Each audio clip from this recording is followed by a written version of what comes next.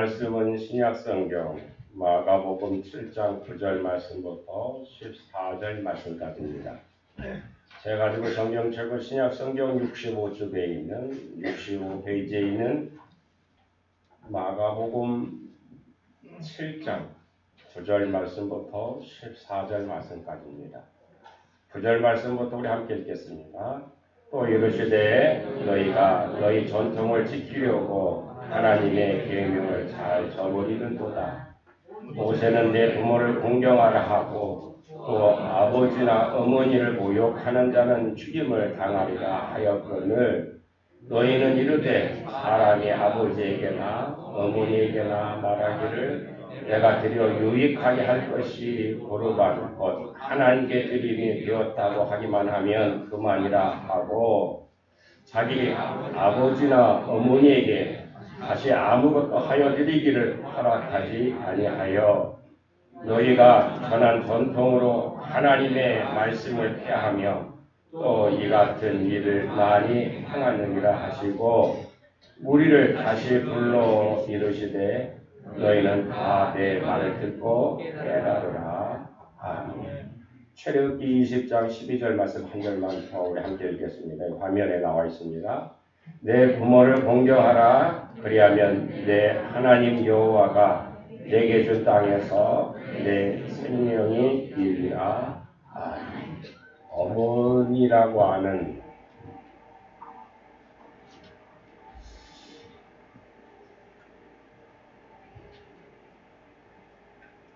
아마 그 단어가 가장 소중하고 마음 아파할 것입니다. 꼭 10년 전이었어요. 10년 전에 저도 어버이 주일 오늘처럼 5월 8일 날 어버이날이었는데 오후 예배까지 마치고 집에 갔는데 마치 어머니가 저를 기다리듯이 기다리다가 돌아가셨어요. 10년 전.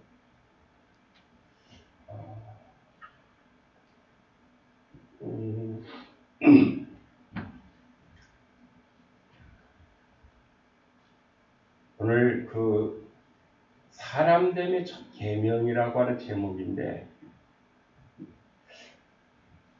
정말 요즘에는 인간의 탈을 쓴 사람도 많은 것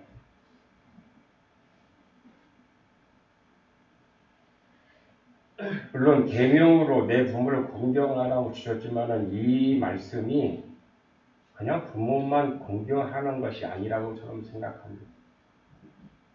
인간이 인간답게 살고 또 행복하게 살도록 주신 말씀이 바로 그 계명 속에 담겨져 있다라고 봅니다. 이는 하나님을 공경하는 구체적인 계명이고 하나님의 뜻을 받드는 가장 기본적인 계명이 바로 내 부모를 공경하라고 말씀하시는 것입니다. 이것이 잘못된 모든 것이 다 의미가 없다라고 하는 것입니다. 사람됨은 그가 받은 은혜를 얼마나 감사하고 보답할 수 있느냐 하는 데 있기 때문인데 사람이 받은 은혜를 모르고 살게 되면은 동물적인 존재가 되어버리고 말 것입니다. 어떤 사람이 아들을 낳아서 이렇게 성장하는 과정을 보니까 너무 대견스러웠어요. 어떻게 열심히 뒷바라지를 했습니다.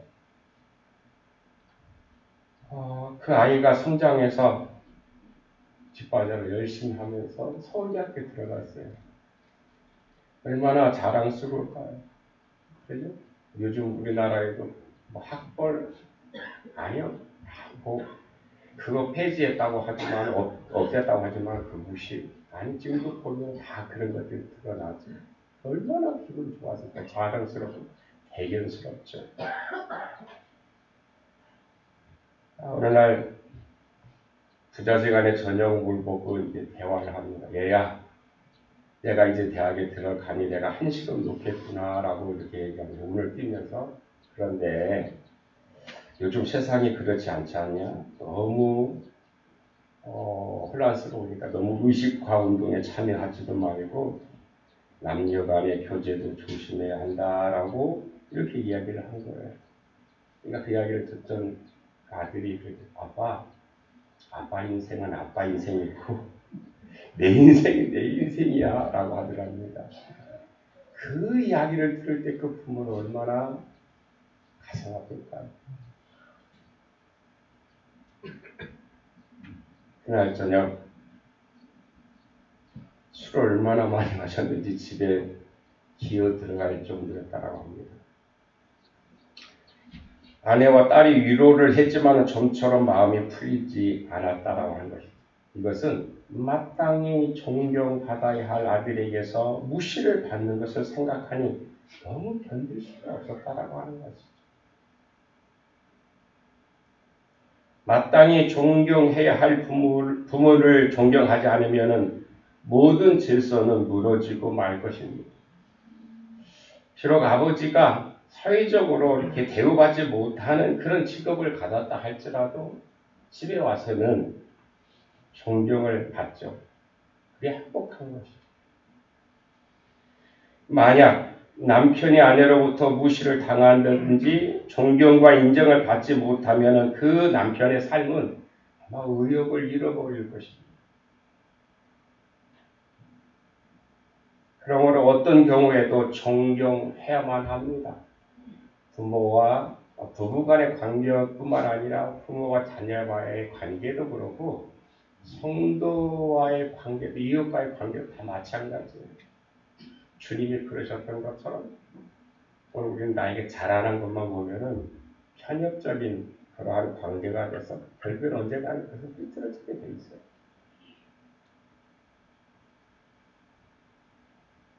사랑해야 할 존재이고 섬겨야 할 존재라고 하는 것, 그것을 주님 우리들이 막 명령하신 거예요. 그렇게 살라고 하신 거예요. 좀 이해 안 가는 것은 우리가 좀 잘 살게 돼 있어요. 근데 잘 살아서 모든 게 다 좋아지는 게 아니라 거기에 부정적인 면도 있어요. 그게 뭐냐? 우리나라 이혼율이죠. 가정이 파괴됐다라고 하는 것입니다. 그렇게 기독교인이 많은데 기독교인은 이혼한 사람 하나도 없는 거다. 그러죠? 그래야 되는데 그렇지 않다라고 합니다. 가정이 파괴되면 그 사회의 질서가 무너질 수밖에 없는 것이죠. 서로 존경하지 못하고 인정하지 못하면 시끄러울 수밖에 없어요. 우리나라 여의도가 그래요. 늘 보면은 절대 인정하지 않아요. 존경하지 않아요.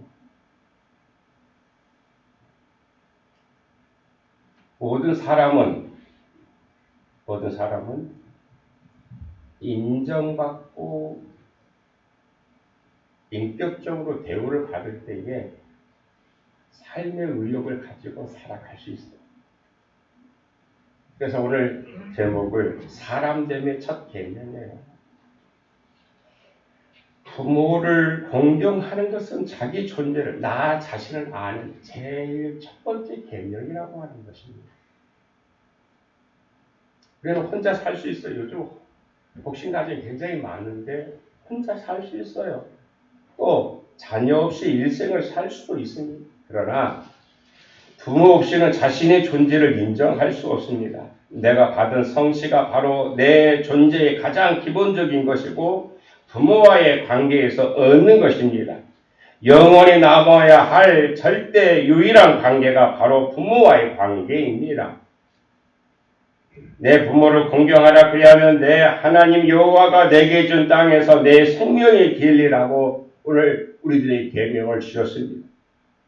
그런데 오늘 마가복음 7장 9절에 보면은 계명으로만 알고 그 말씀의 뜻을 우리가 잃어버린 경우가 많아요. 위선적인 것이죠. 예수님 당시에도 바리새인들은 가장 철저히 종교적인 사람들이었습니다. 그런데 예수님보다 책망을 들었어요. 심한 말을 들을 정도였어요. 오늘 우리는 그러한 삶이 아니라 왜 이런 말씀을 주셨는지 그 말씀 따라 살아가는 사람이 되어야 주님의 모습이 그 가운데 드러나게 될 것입니다. 부모를 공경하라고 하는 것은 도덕이 아니고 윤리도 아닙니다. 이는 하나님의 명령인 줄로 믿습니다. 효도하는 것은 선이나 공로가 아니며 덕도 아니고 상받는 일도 아닙니다. 이것은 하나님의 절대적인 명령입니다. 성경에 보면 부모를 거스리는 죄를 엄히 다스리라고 하는 말씀이 많이 나와 있습니다. 자기 아버지나 어머니를 차는 자는 반드시 죽일지니라. 자기의 아버지나 어머니를 저주하는 자는 반드시 죽일지니라고 출애굽기 21장 15절 이하에서 분명히 말씀하셨습니다. 참 무서운 말씀이죠. 자기 부모를 거역하는 자는 죽이라고 하는 것입니다. 이것이 인간됨의 삶의 가치를 부정하는 악한 행위이기 때문에 그런 것이죠. 잠언 30장 17절 이하에 보면 아비를 조롱하며 엄히 순종하기를 싫어하는 자의 눈은 골짜기의 까마귀에게 쪼이고 독수리 새끼에게 먹히리라고 잠언 30장에서 말씀하셨어요. 계곡에 버려져서 까마귀 밥이 되게 하라고 하는 말씀입니다. 신명기 21장 18절 말씀을 보면 더 두려운 말씀이에요.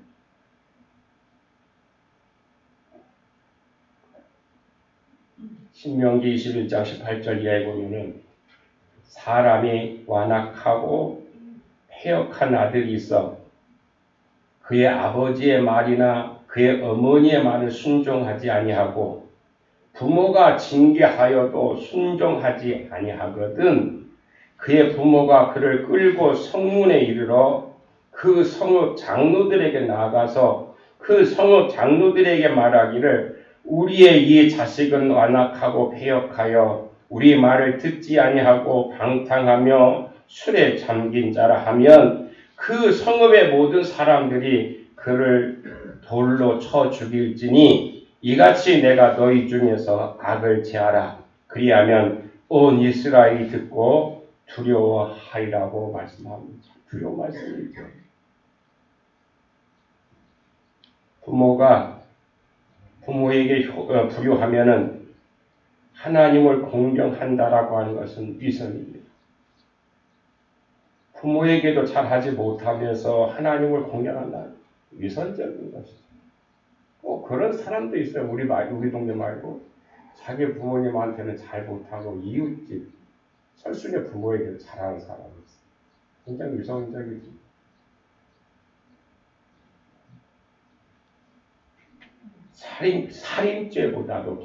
살인죄보다도 먼저 있는 계명인 부모를 공경하라고 말씀하셨죠.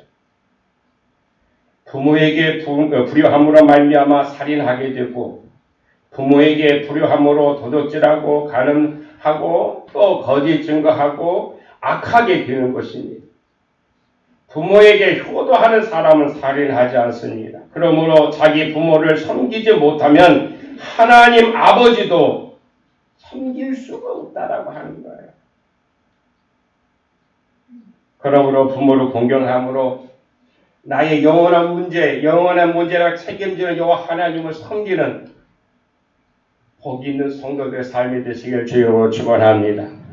두 번째로 부모를 공경하는 것은 사람됨의 은혜를 아는 내가 받은 은혜를 깨닫게 되는 첫 번째 계명이라고 하는 것입니다. 부모됨을 자랑스럽게 아는 것이 최대의 효도입니다. 우리 부모가 최고이죠. 남의 부모가 최고가 아니야. 내 부모가 최고. 왜? 나를 낳아주셨기 때문에 최고인 거예요. 내가 있기 때문에 최고인 거예요. 누구처럼 부자도 아니고 누구처럼 어떤 사람처럼 굉장히 지식적인 사람이 아니라 할지라도 우리 부모는 일자 무식이라 할지라도 나를 이 땅에 있게 해주셨기 때문에 최고라고 하는 것이죠. 그렇게 믿고 그래야 아름다운 것이죠. 유대인들은 아브라함과 이삭과 야곱 이 족장들의 이야기로 효도의 가문을 이루고 민족을 형성하고 역사를 형성해 왔습니다. 조상을 가장 잘 섬기는 민족이 유대인이라고 말하죠. 유대인의 역사는 곧 부모에 대한 존엄성을 가르치는 것입니다. 그러기에 우리는 가정에서 자녀들에게 조상의 아름다운 이야기들을 우리 부모는 우리 할아버지 그 아름다운 이야기로 존경을 받을 수 있도록 존경거리를 만들어 가야 한다라고 하는 것이죠. 유대인들은 수세기를 걸쳐서 나라 없이 방황했죠. 하지만 그들은 엄격한 가정 교육이 있었습니다. 유대인들은 어디를 가든지 가정이 학교와도 같았습니다. 아버지는 자녀들에게 율법의 권위요 선생이 되었습니다. 하나님을 대리하는 절대적인 존재였습니다. 그러므로 최대의 교육은 부모를 존경하는 것으로부터 시작된다라고 하는 것입니다. 유대인들의 위대한 성령과 축복은 부모를 공경함으로 받는 축복이었다라고 하는 것이죠. 부모에게 효도하는 사람은 살인하지도 않습니다. 간음하지도 않습니다. 도둑질하지도 않습니다. 거짓말하지도 않습니다. 내 아버지와 어머니를 공경하라 이것이 약속에 있는 첫 계명이라고 하셨습니다. 그러므로 자녀들은 하나님을 공경하는 신앙의 증거로 부모를 공경해야만 합니다. 이스라엘 민족의 부모 공경은 모리아 산에서 아브람과 이삭이 본을 보여주었습니다. 본을 보여주었던 것이죠. 하나님을 공경하는 표현이 곧 효도라고 하는 것입니다. 부모를 공경하는 것은 사람을 사랑하는 제일 개념이에요. 부모를 사랑하지 못하는 그런 아픔이 이웃도 사랑하지 못하는 것이죠. 우리나라 역사를 보면은 시어머니와 며느리의 갈등의 악순환으로 거듭해왔죠. 옛날 여인들은 겨우 남편을 독점하려고 하는 그 무렵을 보면 언제입니까? 이미 메밀꽃 같은 얼굴이 호박꽃처럼 되고 백옥 같은 손길이 오리발같이 다 비었을 때이고 아름답던 젊은 날의 의상과 눈물을 씻다가 다 썩어버리고 난 후 그때서 남편과의 관계가 이루어지죠. 그러므로 며느리와 시어머니는 불화 속에서 산 것이 한국의 가정의 역사라고 볼 수밖에 없어요. 이런 한국 가정이 이제는 시어머니가 순환을 당하는 시대로 바뀌었습니다. 요즘 시어머니, 며느리 이런 관계가 옛날 같지 않죠. 오히려 시어머니가 며느리의 눈치를 보면서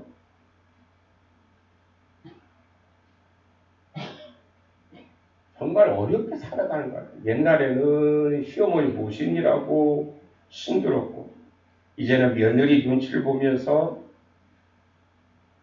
그런 시대가 되어온 것이 오늘 우리의 모습이라고 봅니다. 성경에서 고부간의 가장 아름다운 모습은 나오미와 롯의 관계라고 봅니다. 나오미가 베들레헴의 흉년이 들자 모압으로 피난을 갑니다. 그런데 불행하게도 그곳에서 남편과 두 아들을 다 잃게 되죠.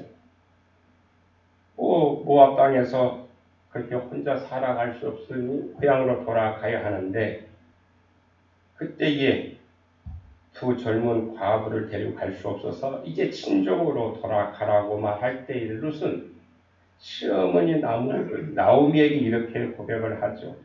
나로 어머니를 떠나며 어디로 어머니를 따르지 말고 돌아가라 강권하지 마소서. 어머니께서 가시는 곳에 나도 가고 어머니께서 유숙하시는 곳에 나도 유숙하겠나이다라고 그렇게 시어머니 나오미를 쫓았죠. 이 효성은 성경을 읽는 이의 가슴을 에이는 아름다운 장면이라고 봅니다. 요즘은 그러죠. 얼만큼 재산이 있느냐 그거 보고 따라가죠. 너무 머리가 발달해가지고 빨리빨리 계산해. 그래서 이게 해야 좋을지 않을지 그런 것들 너무 많이 해요. 그런데 롯은 시어머니를 공경하되 남편도 자식도 없는 시어머니를 공경했고 재산도 없는 더구나 외국인이었던 시어머니를 공경했으니 너무 먹을 것이 없어서 이삭을 주어 봉양하더니 축복을 받아서 보아스를 만났고 보아스를 통해서 다윗 왕을 낳는 할머니가 된 것이죠. 받은 것 없이 사랑했고 기대할 것 없는 소망 없는 늙은 시어머니를 끝까지 섬겼고 후찬 중에도 정성을 다했으니 그러한 어떻게 보면 이방 여인이었지만 이스라엘의 역사 가운데 그의 이름이 기록되었다라고 하는 것은 너무나도 소중한 일이고 그의 믿음은 큰 것이었다라고 하는 겁니다. 한국 초대교회에 있었던 일화인데 현풍곽씨, 우리 곽상군 장로님 현풍곽씨 왜요? 그 곽씨 집안에 며느리가 있었는데 너무 가난했다. 그래서 남편은 산으로 나무를 팔아 가고 나무를 팔아 먹고 살 수 있으니까 이 며느리는 이웃집에 일하러 갔다가 점심시간에 짬을 내서 집에 왔는데 방문을 열어보니 늙은 시어머니가 이상한 일을 하고 있어요. 어머니 무슨 일을 하세요? 라고 했더니 내가 닭고기를 먹고 싶었던 차에 왜 수탉이 우리 집안에 내 방으로 들어오지 않겠느냐? 그래서 내가 지금 잡아먹으려고 닭을 잡는 중이야 라고 얘기했다. 근데 그게 손자예요. 여러분 어떻게 하겠습니까? 시어머니 제정신이라고 막 했을 거 아니에요. 치명을 그 당시 치명이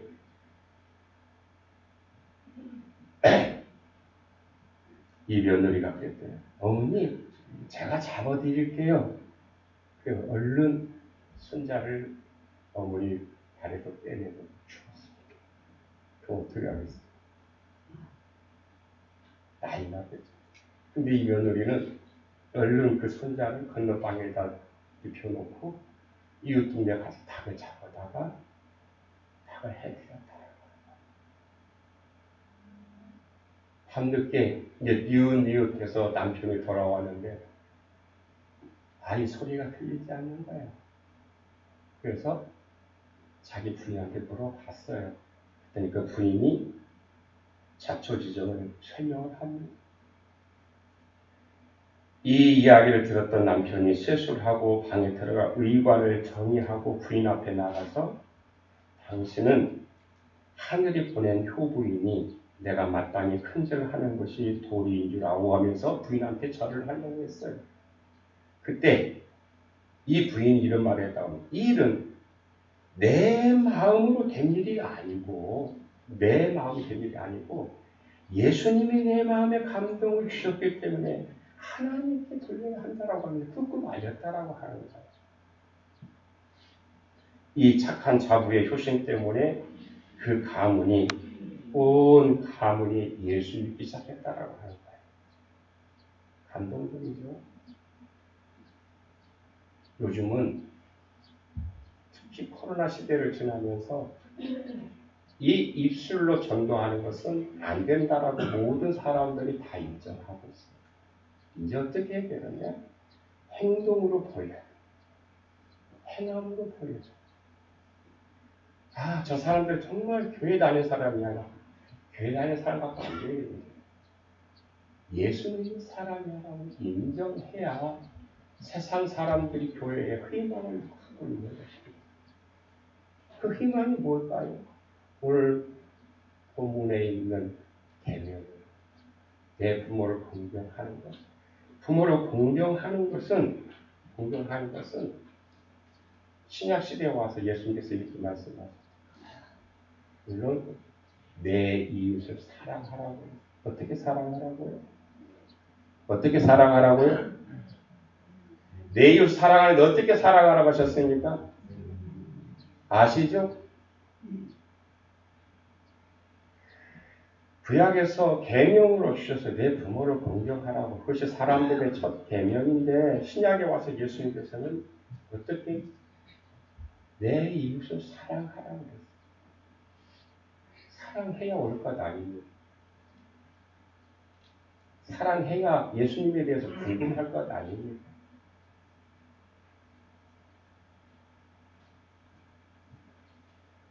인간이 인간답게 살고 행복하게 살아가는 것, 그것은 요즘 우리가 생각하고 있는 세상적인 것이 그렇게 많이 주어졌을 때에 행복한 것은 아니죠. 요즘 여의도 순복음교회 비판적인 얘기해서 죄송한데 거기 사람도 굉장히 많아요. 우리나라 한때 우리나라에 50만, 60만 모인다라고 얘기했는데 놀랍게도 요즘에는 코로나 시대를 지나면서 어떻게 되는지 아십니까? 거기는 우리 시골교회 같이 어르신들밖에 없다라고 하고 젊은이들 다 빠져나가고 있어요.